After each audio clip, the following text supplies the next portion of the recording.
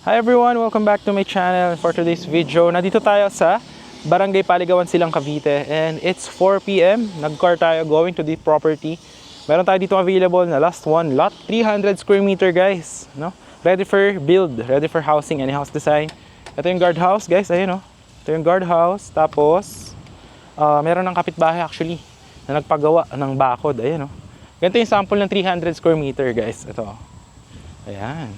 Alright, nakita nyo? Malaki yan guys, oh. Oh, di ba? Alright, tapos ang ganda rito guys, malalaki yung concrete road. Ito yung car ko. Ayun, oh, kasha. SUV dalawahan. Tapos, yung 300 square meter guys, ayun, oh, along Barangay Road lang yung property. Ito yung guardhouse. Lakad tayo onte. Andito lang yung 300 square meter, may muhon na yun guys.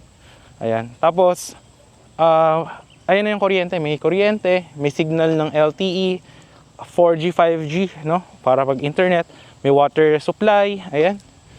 So 8.5 per square meter lang siya guys, no? Very affordable. Tapos pwede nyo na siya paggawa ng house or pabakudan, no? Pwede kung sa contractor nyo if may kilala kayo, ayan. Ito siya guys. Ito yung intersection. Andito lang banda yung muhon. Andito guys, makita nyo yan. Ito siya. Ayan, dito yung muhon guys. Ano yung muhon? Ito. Ito yung 300 guys. Ito yung muhon. No? Mayroon ditong stick. Ayan. Diyan. Ayan. Tapos hanggang dito sa may poste, meron yung position. Ayan, nakita nyo. Hanggang dito yung 300 square meter. Ayan guys. Ito yung lupa. Ayan guys. Ayan. Tinatanggal lang yung mga bato. Ayan. Tapos, andito yung isang muhon. Ayan o. Ito yung isang muhon. Ayan guys. Kita nyo ba? Kita nyo ba? Ayan. Alright. Ayan siya. Tapos, yung dito guys, kaya nandyan yung muhon. Kasi itong kalsada, meron pa yung gagawin dito na sidewalk. Ayan. Mga ganyang kalaki pa yan guys. Yung sidewalk. Ayan. Tapos, hanggang doon yan guys. Sa may pader. Ayan. So, ang classification nitong property is semi-commercial lot dahil barangay road na yan. So, if you plan to build a business here, so pwede po. Ayan yung muhon. Going doon sa may bakod doon. Meron na yung position nakalagay. Actually, pakita natin. May muhon yan dyan. Para makita nyo. Ayan. Papa-clear out nyo na lang to. Ayan. At ang kalsada dito guys, malalaki. Ayan. Tapos yan, perimeter fence yan nung project. Malaki guys, 300 square meter hanggang dun. Ayan. Ito, aalisin din lahat ng kalat na yan. Tapos nandito yung sidewalk. Ayan, may drainage na rin to guys, yung project natin. Ayan o. So ito, yung muhon. May muhon na yan dyan. Lakaran natin yung isa doon. Yung muhon dito, ayan o, yung may flag. Ayan. Hanggang doon. Lakaran natin para makita nyo. So malaki guys yung property. Nakita nyo naman yung may bakod doon, di ba? Tapos sa end of the video, papaliparan din natin siya ng drone shot para makita nyo kung gaano siyang kalapit sa Tagaytay, no? Yung ating property. So, ang lapit ng properties to Tagaytay, ayun guys, nakita nyo? Ayan, hanggang dun siya. So, this is situated here at Barangay Paligawan. So, nasa around 450 meters above sea level. Going to Tagaytay is around, ilang minutes lang guys, mga 10 to 12 minutes, no? Tapos, yun. Kaya ang weather dito is almost the same. And hindi po siya binabaha dito sa silang dahil mataas po yung kanyang above sea level. So yun yung 300 square meter. Tapos magkakaroon dito guys ng parks and playground and multipurpose hall. Tapos sidewalk dito, ayan. Tapos lalagyan ng electricity and water supply, no? Alright, so that's for only 8,500 per square meter. Ayan, very affordable po yan. And yung linya ng kuryente na Meralco nandyan lang, oh. Ayun, oh. Kukonekta na lang dito. No? Tapos yung guardhouse is nandyan. So for now, is paliparan na muna natin ng drone shot yung ating property para mas ma-appreciate nyo siya. Makikita nyo, meron yung mountain view dito of the palace in the sky. Makikita nyo po yan. So I will show it here on 3, 2, 1. Ito po yung ating drone shot of this one.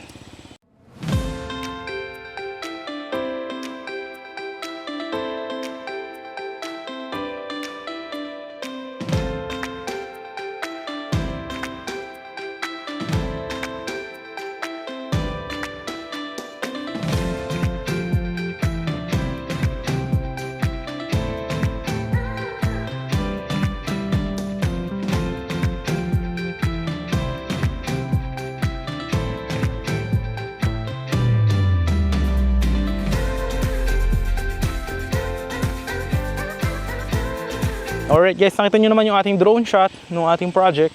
So, malapit lang siya talaga. Ayun lang yung Barangay Road mismo. No? Tapos, ayun na, Palace in the Sky. And, malapit lang siya sa bayan ng Silang. And may mga malapit na schools, wet market. Ito expressway, malapit lang dito siya sa Calax. If you're from Manila, this around 1 hour and 30 minutes from Manila depending on the hour na magbabiyahe kayo. And kasya po yung mga malalaking car like mine, no? So, hindi kayo mahirapan dahil concrete road lahat ng daanan nyo rito. Wala pong mga off-road, no? So, ito yung guardhouse yan. Ginagawa na guys. So, papakita ko sa inyo yung Barangay Road para mas ma-appreciate nyo. Ayan. So, ito yung guardhouse. Ayan, nagawa na. Alright. Ayan guys, oh. They're going development. Ilagawa na yung bakal ng guardhouse. Ayan. Ayan. Tapos ito, sa sementohan na lang. Ayan. Para sa Barangay Road. Ito guys, yung Barangay Road, ito, papunta yan ng Hacienda Mall. Papunta ng bayan ng Silang if you're going to expressway. Ito naman Barangay Road dito. Malaki rin yan guys. Concrete road din lahat. Wala kayong dadaan ng off-road. Going to Tagaytay. Going to Aguinaldo Highway. Ayan. May mga farm din and resorts dyan sa tabi. Siguro ang magiging landmark nito, search nyo lang is Magsaysay or Mall Training School, or kung gusto nyo Barangay Paligawan Hall, mga 1 minute from here. Ayan na, Barangay Paligawan Hall. Ayan. So ito yung guardhouse. Ayan.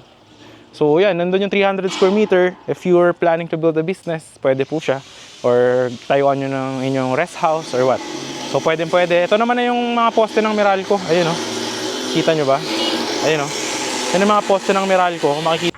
So ngayon guys, ikot naman tayo dito sa property para makita nyo rin yung itsura o kalakihan ng ating project. Ayan. So andun yun yung 300 square meter, di ba? Kita nyo naman. So ito yung sample. Pwede na kayong pabakod or magpagawa. Ito maganda, 300 square meter guys. Malaki, no? Ayun, no? Laki niyan guys. Yung parang mini farm, hanap nyo. Malamig ang weather. Tignan nyo, 4 PM ha, tirek araw. Pero di ako pinapawisan dito, malamig guys. So dito, ayan, ano rin sila, maintenance ng mga damo. Ayan, grass cutting. Ayan, grass cutting din. Ayan, no? Pakita natin yung mga equipment. Ayan. Guys. Ayun, doon nata yung 259, no? Ikutin natin yung project, guys. Ayan, kita nyo naman yung view dito. Papakita sa inyo sa dulo para makita nyo yung gagawa ng parks and playground. Tsaka yung view. Overlooking siya, nature vibes. Ayan.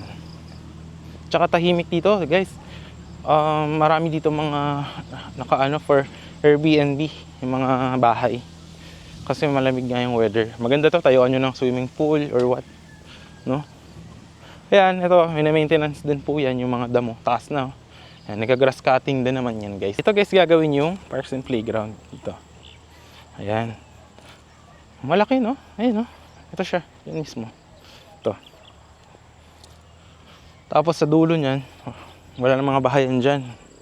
So, kung ano yung pasukan ng guardhouse, dun din lang lalabas. Kaya secured yung property. Ayan. Malaki, no? Ayan, no? So, yan lang yung dulo. Yan naman na yung dulo, guys. Ayan, no? Diba? So, yun lang yung ating property tour for today, no? If you are interested, no, message mo lang ako sa Viber, WhatsApp. So, yun lang guys yung ating property tour for today. Ayan lang yung 300 square meter. Ayan lang yung guardhouse. Ayan. If you are interested, message mo lang ako sa Viber, WhatsApp ko. Ayan, nandiyan lang naman. So, this 2 years to 5 years to pay. Tapos, ready for housing naman na siya. Basta 50% na yung nabayad mo. So, yun. Maraming salamat sa panonood. And I hope you are having a great day. And I hope to see you in the next vlogs, guys. Yun lang. Maraming salamat. Once again, this is John Krish. And I hope to see you in the next vlogs. Bye-bye.